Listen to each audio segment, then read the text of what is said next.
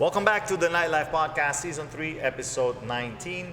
And today we are back from the same location as last week. I actually, for some reason, started to run into friends over here. Sorry for the noise in the back. They are actually already remodeling. All right, so we are back here from the Miami Kitchen Incubator. And I actually ran into a friend from, a long time, Adrian Peña, better known as Splinter. And Adrian has been using this, facility. There you go. And anyway, I wanted you guys to see from a different point of view of where something like this, as innovative as this, new as this, can help the entrepreneur. But I also wanted to see a little bit of history of first where we met, where we known each other from, actually very adjacent kitchens, separated by one wall. Very, very. We're kind of like neighbors back in the days. I don't know if you've ever heard of something called Pizza Hut. And Taco Rico. And there you go. So, so our beginnings in those kitchens, a long time ago. And then I went into the nightlife and the nightclubs. And we also worked together. Adrian partied a lot throughout those years. And then you kept on going. You did tell us a little bit about what you did. I went, I started to work in the industry. Work in many restaurants, in different places throughout the time. I managed a few restaurants, open restaurants. I was hired to go and open restaurants and do stuff in Daytona for a while. Throughout the October bike week. Right. So I went over there and I worked for a while. I came back to Miami. Here in Miami, I went ahead and started working again in the kitchen industry. From there, I started to work in a hotel.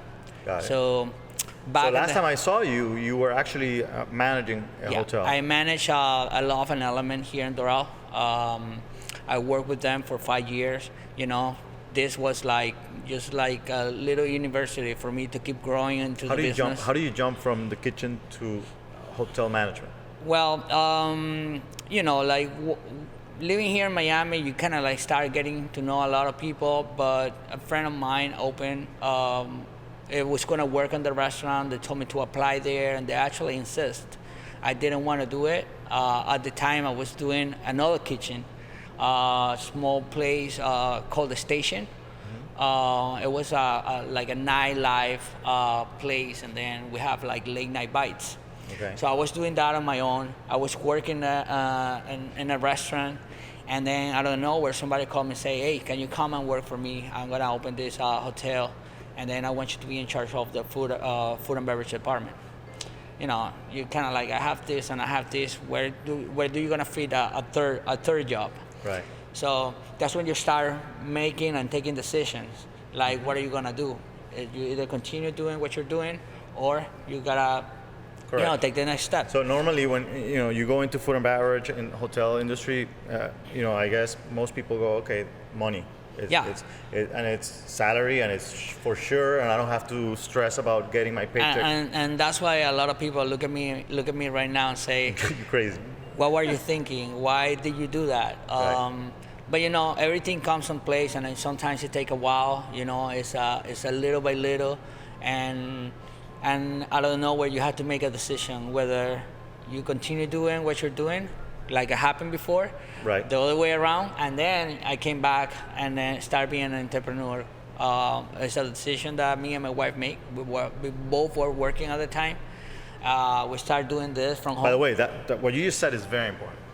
You need support from your significant other when you're going to make a decision like this. I mean, it's always best when you're both in agreement as to making the move. If you're coming from management and hotel industry, but you started, of course, the tasty and healthy box. You started it while you were still at the hotel. Yes, we were. I was still in the hotel as operation manager. Mm-hmm. I was already out of food and beverage. I was already running a whole operation. I was running front desk. I was running the whole operation of the hotel with food and beverage, but on the side. Got it.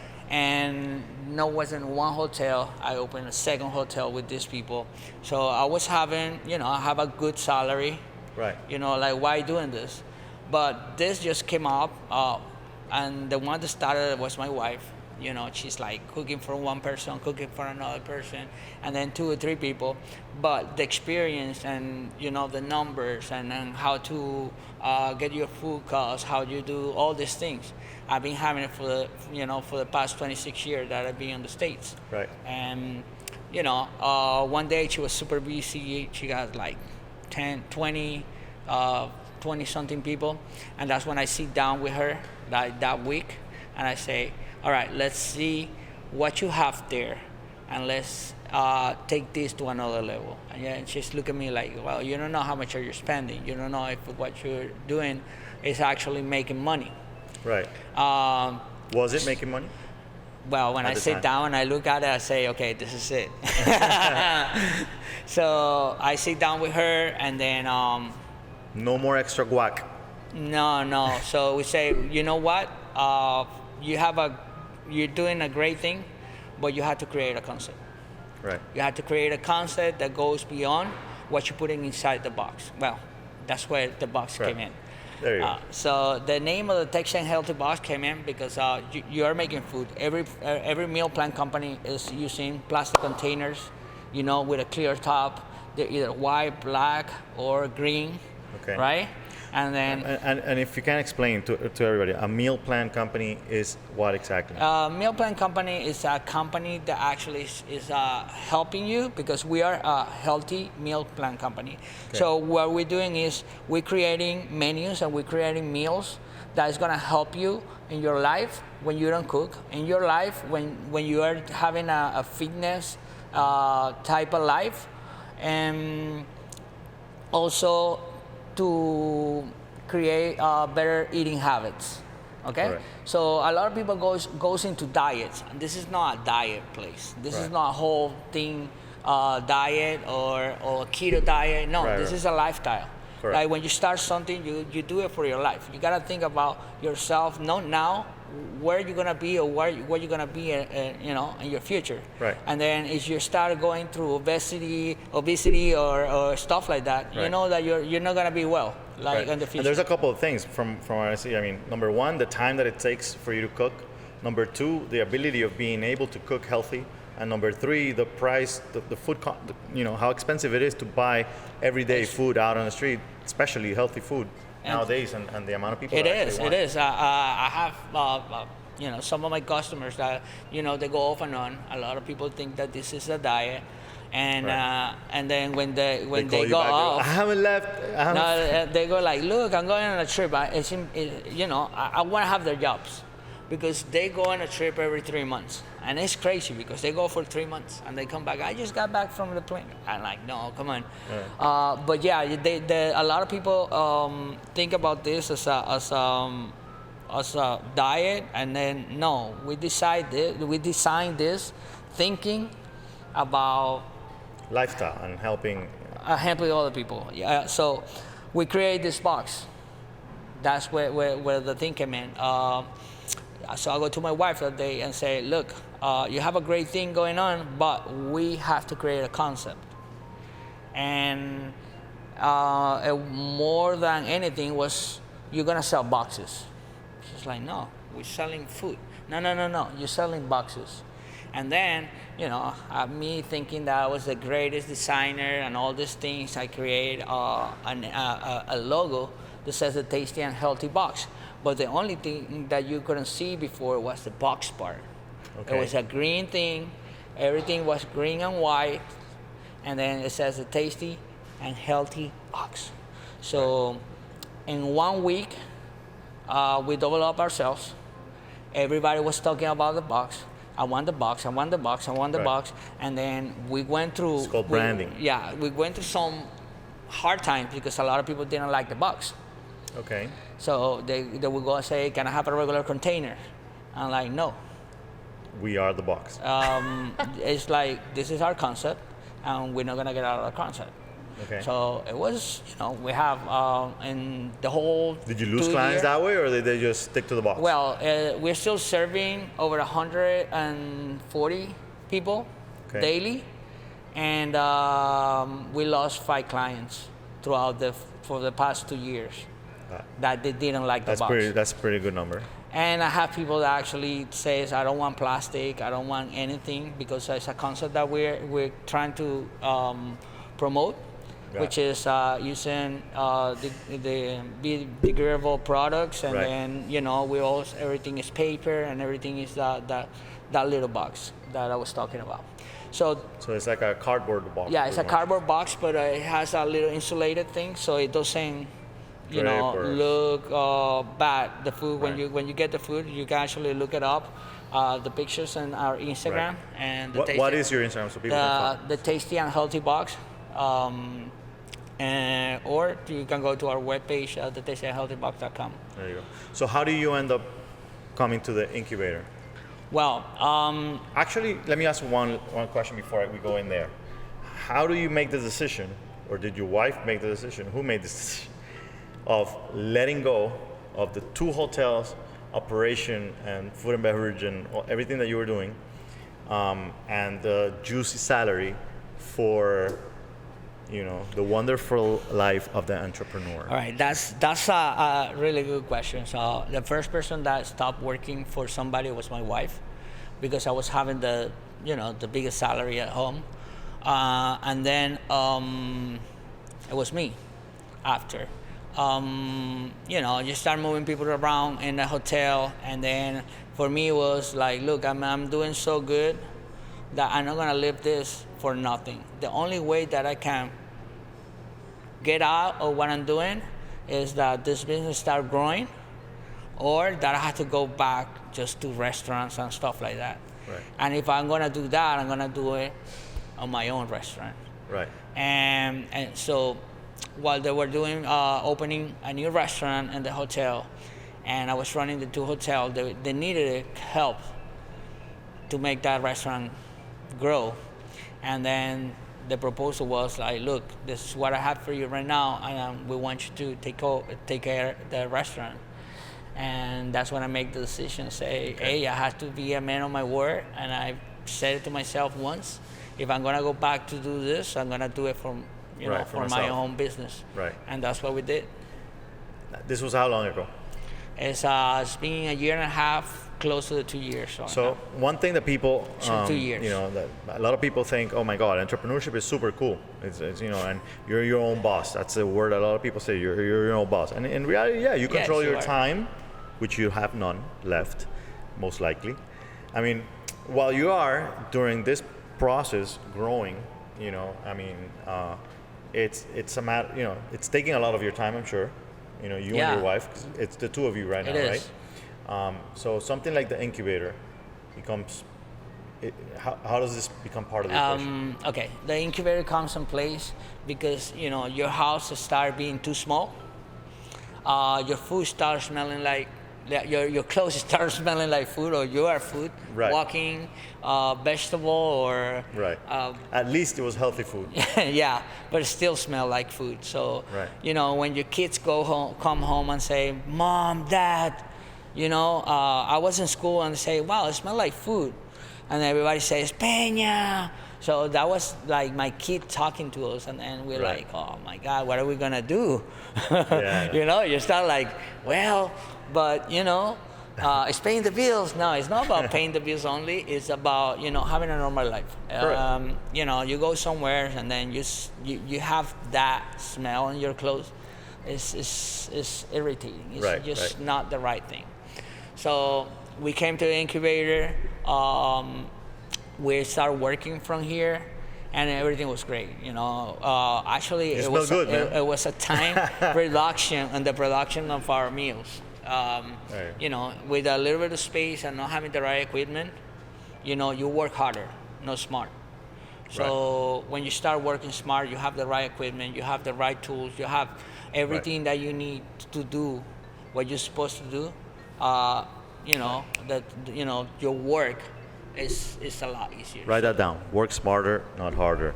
it's it applies to anything you're doing, anything in life in general. But a lot of people don't seem to realize it. I mean, you have no idea how many people I hear talking about it's just working hard and hard and hard. It's the only way to make it. Yeah, like disagree. don't get me woke up. wrong. Like you're probably gonna start feel like you're not working hard, but just thinking 24/7 what's gonna be your next move. You're already working, and then Right. you get overwhelmed with things. So always think about your next move. Keep doing what you're doing, and then just make it easy every time. Right. So on last week's episode, I spoke to Chichi, the owner here, and one of the things that you mentioned. It's good with microphone, huh? Yes.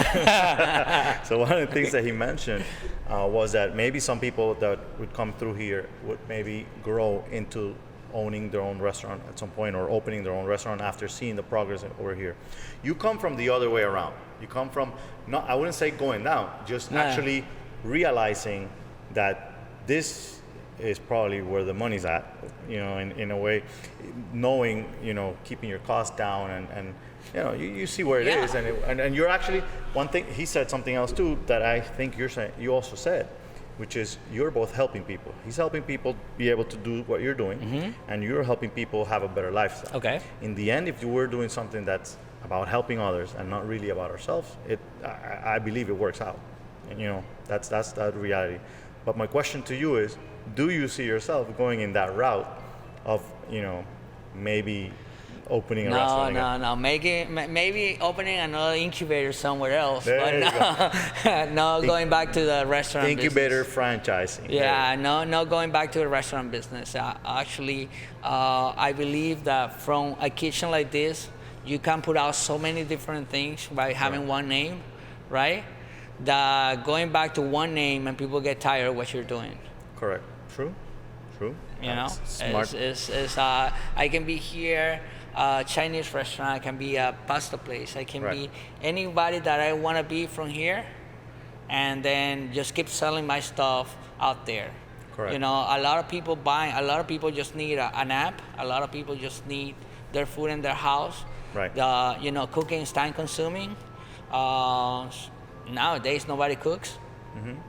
And the new generation you just has gotta no make idea. it easy for them. It's all about that. What is it? Air fryer. Bring me my bag. Leave it on my door. Right. Don't even wake me up. And everything is full and pay. I don't need to talk to you. You don't need to talk to me. Seriously, what's wrong with you people?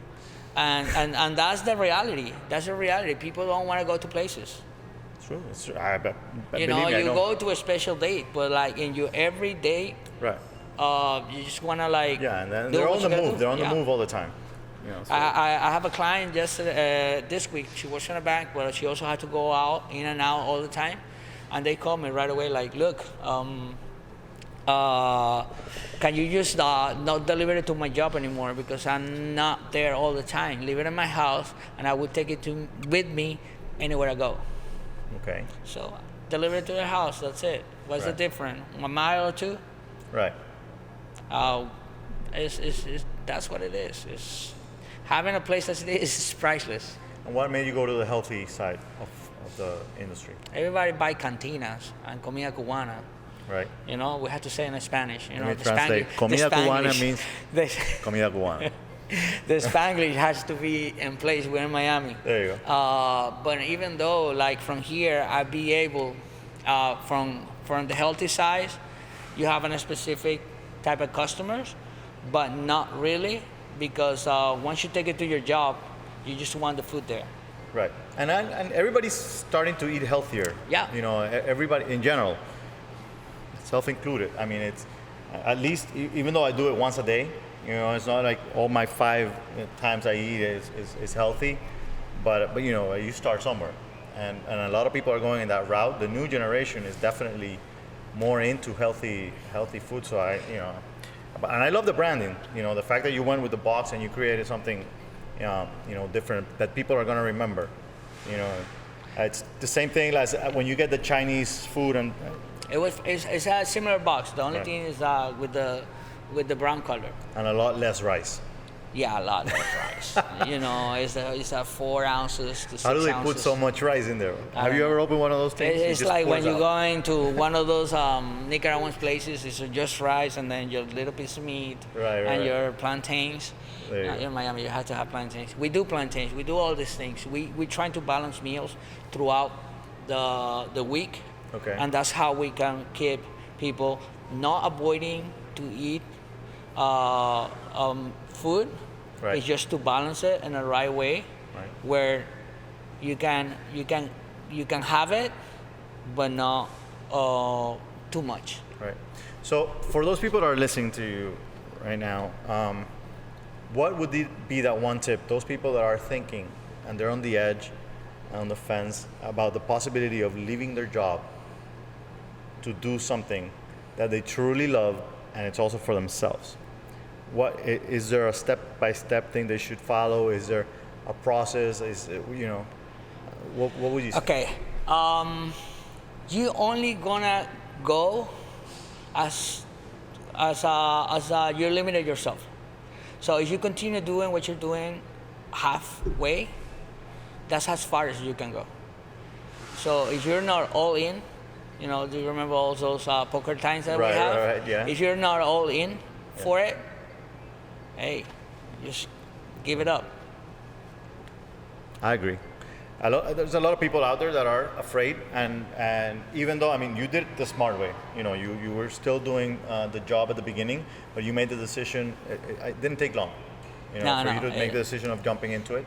I feel that way too. I feel that even though I know some people are afraid, and it's just a matter of personalities and how people feel about it and how afraid they might be. But I think that if you are really an entrepreneur and you are really willing to do this kind of thing, the adrenaline alone should make you make the decision, and you should know right away that it's time to leave whatever it is that you're doing that somebody else is paying you to do for them to make a profit than doing it for your own. So where can people find you again? Well, you can go to Instagram and the Tasty and Healthy Box, or in our website, thetastyandhealthybox.com. And now you all know it's clean food that comes from a clean kitchen. There you go. Yeah, thanks to Miami Kitchen Incubator. Remember, you can find my book, The Nightlife Entrepreneur, on Amazon. You can find me at The Nightlife Entrepreneur. You'll find all the podcasts at nightlifepodcast.com. And, Is that you and the... that's actually me in the back. I have that. No, but I haven't seen you with a tie in a while. Only in a few weddings. No. True. The first batch of weddings. And I did a few of them. Yes, true. I cooked for them. Oh my God, that is true. Yeah. Splinter, good to see you, my man. That's shit. Guys, see you guys next week.